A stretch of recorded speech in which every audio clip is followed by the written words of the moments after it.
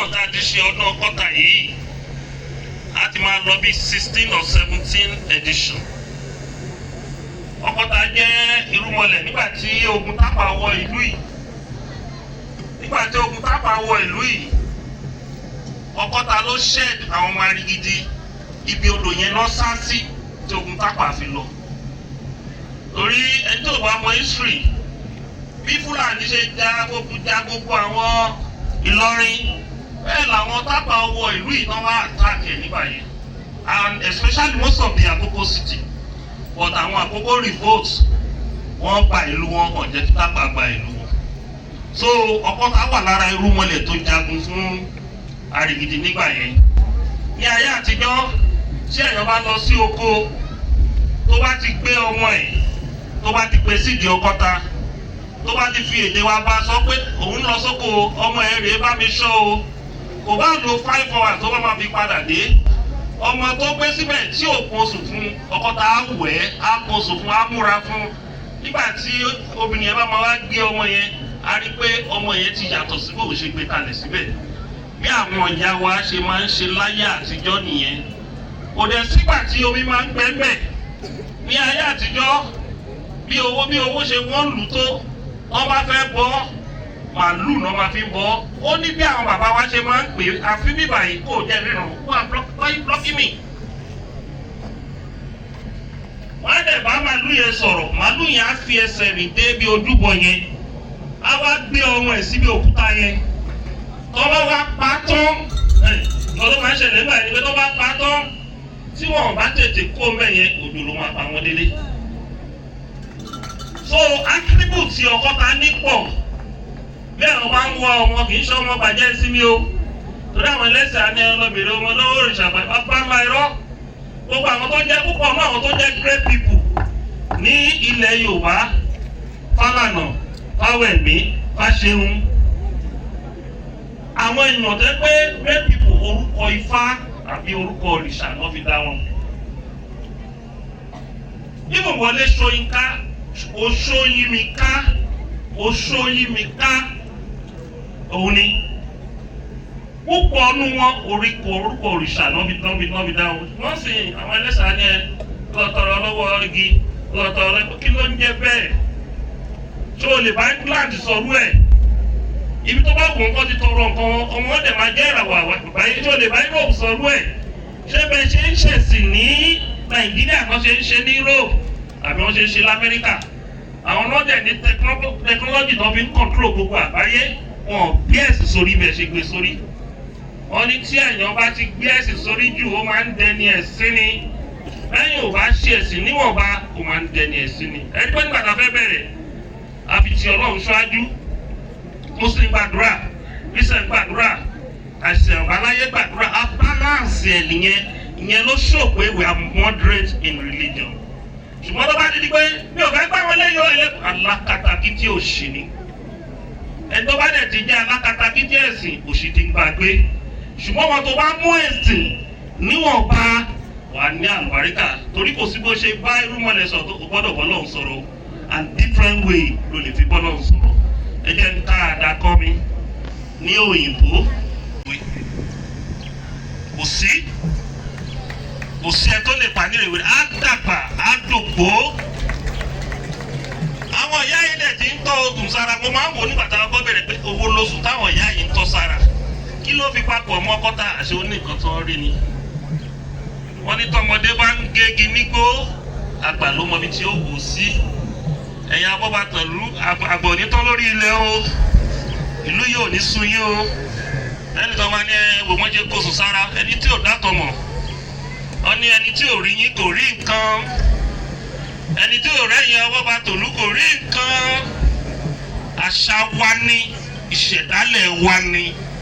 Tí ẹ bá wo bí àwọn Amẹ́ríkà ṣe ń ṣe Halloween festival, àwọn ọmọ Nàìjíríà ò ní bú wọn gbà yẹn o. Tí Europe bá ń ṣe Halloween festival, wọ́n múra lóríṣiríṣi, ẹ máa mú ìmúra ẹ jákujàku torí àṣà wọn ní ẹ ní bú wọn o.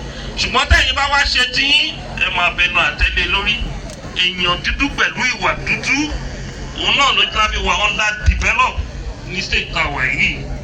Mo kí àwọn ààrẹ council tó wà pẹ̀lú mi at least a ṣe ní ààrẹ council bíi mẹ́rin tó attend program yìí agbára ọlọ́run ṣẹ̀dá rẹ̀ àgbè yìí o. Mo kí gbogbo national coordinating council, national executive council àti national coordinating council tí ẹ jẹ́ kí ìgbẹ́ ìvẹ́ǹtì kó hold torí owó tó ń tọ́ àbí ṣe ìvẹ́ǹtì èyí lè dá 90% yẹ látúrò gbogbo mẹ́mbà yín tí ẹ ní different zone local government and state. Ọ̀kọ́ta àgbèyìn o, ìyá wa Ọ̀kọ́ta abiyamọ gbọ̀jà gbọ̀rọ̀gbọ̀rọ̀ ìyá Arigidi àgbèyìn o. Tẹ́ ẹ bá mọ̀ láàrin gbogbo àwọn rúmọlẹ̀ Arigidi ìyá Ọ̀kọ́ta náà máa ń pè ní ìyá Arigidi. Ìkéré lodò yẹn kéré kì í ṣe mímì fájú yẹn o. Àrà tí odò yẹn máa dá odò tó tóbi nílẹ̀ straight Arigidi kò lè dá o. So ó dẹ̀ súnmọ́ olókun dáadáa ọlọ́wọ́ ọ̀tún olókun ni. So àdúpẹ́ lọ́wọ́ Ọlọ́run pé irú odò yẹn lọ́lọ́run fún wa ní ìlú wa. Mo kí gbogbo ẹ̀yin national coordinating council, national executive council.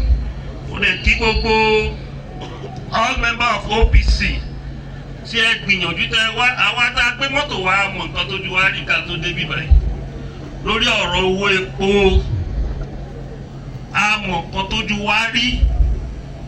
4 vehicles from Lagos to Benin, from Benin to Arigidi, at no be almost 400,000 naira. So that bá ń lọ, ó dájú pé àyè máa ná another 250 to 300,000 straight to Lagos. Lórí mọ́tò mẹ́rin pé. So àwa mọ̀ nǹkan tójú ẹ̀yin tẹ wá lẹ́kọ̀ọ́ tójú yín máa rí lówó ọkọ̀. Ẹ̀yin tó lọ ṣátà mọ́tò. Ẹni tó lè wá sí festival yẹn láti Èkó, láti Ìbàdàn, láti Èkìtì, láti gbogbo àwọn ìlú yẹn ọ̀gá ni o. Tẹ́lẹ̀ èrò máa ń pọ̀ gan-an bíbá yìí.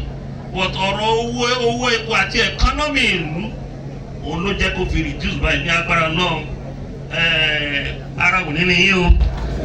Ìran ọ̀gẹ̀dẹ̀ kan kì í sunkún àti dẹ̀ ara wò nínú yín o.